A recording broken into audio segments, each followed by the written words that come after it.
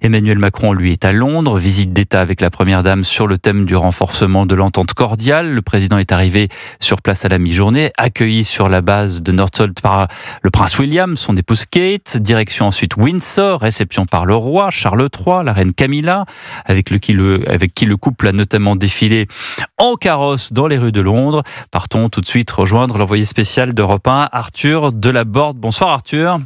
Bonsoir Pierre, bonsoir à tous. Alors premier temps fort au niveau politique, Emmanuel Macron qui vient de s'adresser aux parlementaires dans la galerie royale du palais de Westminster.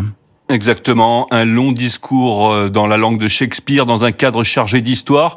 Emmanuel Macron s'est exprimé devant les membres de la Chambre des Lords et de la Chambre des communes réunis avec un message principal pour réaffirmer son soutien à l'Ukraine.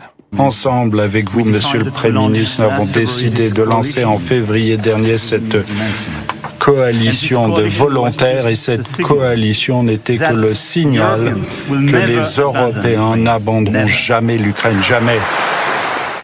Plus largement, le chef de l'État appelle la France et le Royaume-Uni à travailler ensemble pour défendre l'ordre international issu de la Seconde Guerre mondiale, affirmant que les deux nations, membres permanents du Conseil de sécurité de l'ONU, ont un rôle clé à jouer. S'il a qualifié le Brexit de profondément regrettable, le président français a tenu à dire qu'il en respecte le choix. Premier dirigeant européen reçu en visite d'État à Londres depuis le retrait britannique de l'Union européenne, Emmanuel Macron a surtout voulu montrer que la relation franco-britannique restait un pilier de la stabilité du continent. Merci Arthur Delaborde à Londres pour Europe 1.